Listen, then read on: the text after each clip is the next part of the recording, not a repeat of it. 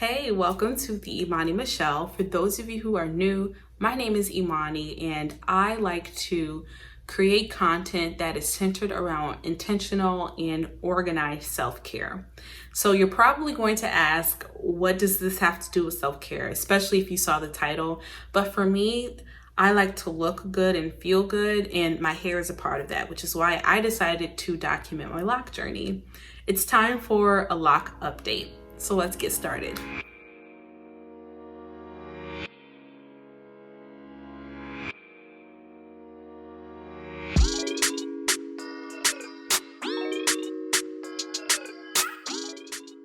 Y'all, it has been almost 2 months. I think I'm 5 days away from my 2-month lockiversary, and it's beautiful. I have saved so much money not spending money on conditioners and shampoos and oils and deep conditioners and leave-in conditioners. I don't know why I didn't lock my hair before.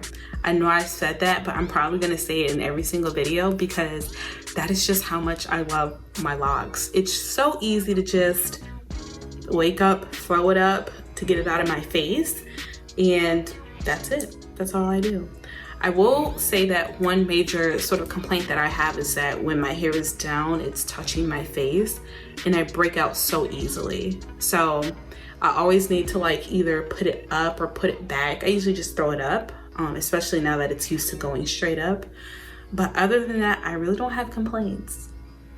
I don't. So I wanted to give you sort of an update about the locks, but also talk about sort of 3 tips that I've learned for starter locks and what you should and should not do, or what you should have and should not have. So let's get started. Okay, so tip number 1, or the first major thing, is that you need a hair scarf.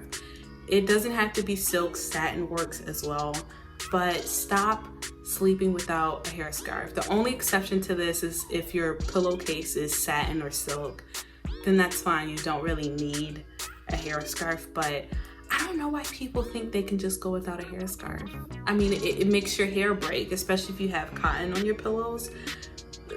The friction, whatever it is, your hair is gonna break. So if you have starter locks, it's incredibly important that you make sure your hair stays wrapped at night and that you make sure that it's silk and satin. So don't use cotton wraps, don't use polyester. Don't use any other material except for silk and or satin. Tip number 2, or my second piece of advice, is probably a better way to phrase it, is to talk to your loctician, because you might not be able to wet your hair. So I come on here and sometimes I see people washing their hair every week when they have starter locks, or every other week. When I got my first retwist, retie, whatever you call it, back in September. Yeah, September was my first one. I walked in and my loctician was like, yeah, no, I can't even wet your hair. And I think it all depends on your hair type. I have a looser curl, which is my natural, sort of loose natural look. So I can't wet my hair. My locks would unravel, and I'll be sure to give you all a close up of it, but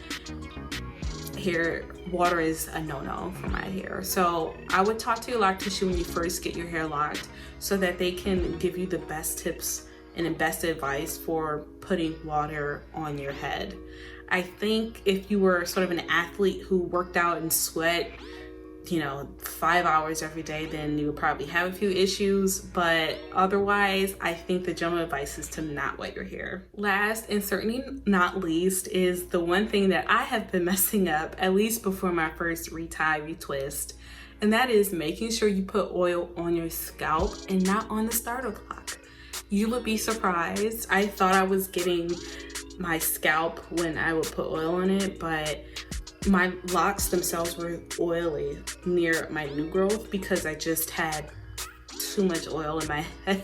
So you don't need that much, number 1. And number 2, make sure you're only getting your scalp. You don't want to prolong your locking process, and that's all things like conditioner and oils will do. Now, the big caveat there is a lot of it does depend on your hair type. But if you're like me and you have sort of a looser curl pattern and curl texture, you're not going to want to do any of that stuff because it's going to prolong your process. So make sure you keep your hair tied, make sure you only oil your scalp, and chances are you need to stay away from water. So before I go, I did want to show my progress. I'm gonna let my bun down and turn around. What I'm realizing so far is that the back of my head is going to take forever. It's gonna take forever. I'm trying to just accept that for what it is, but it's so, I mean, it barely holds a lock. It's thin, so I'm afraid it's gonna fall out, number one. But number two, it doesn't feel like it's forming at all. It just feels like a knot, which, I don't know. I don't think it's supposed to feel that way. So I'm hoping that it doesn't fall out. I'd rather have it feel knotty with sort of like a loose texture than knotty than loose texture. Oh no, it's not strong enough, and then it falls out. But we'll see. I'll have to keep watch on it. But other than that, my hair is doing okay. I don't really see any budding yet. I don't know. I guess there's some budding.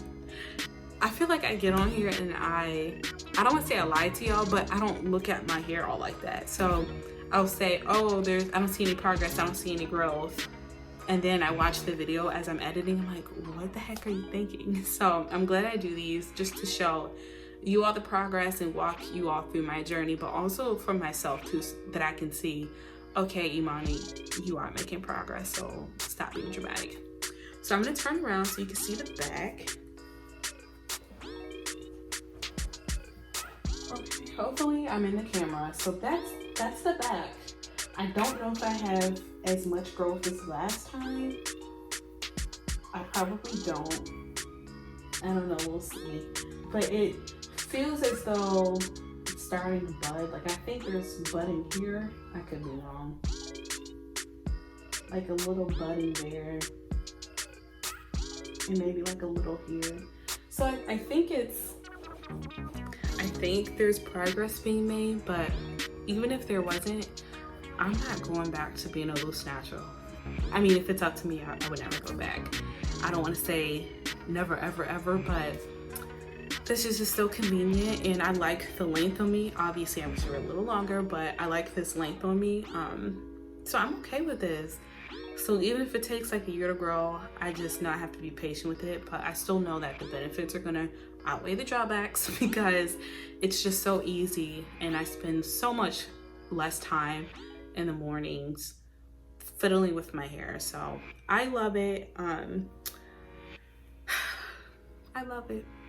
I just can't believe it took me this long to transition to being a locked natural, but whatever. So thank you so much for watching. In the comments below, give me some tips and advice. Let me know how your lock journey is going if you are locked. Other than that, I will talk to you next time. Bye.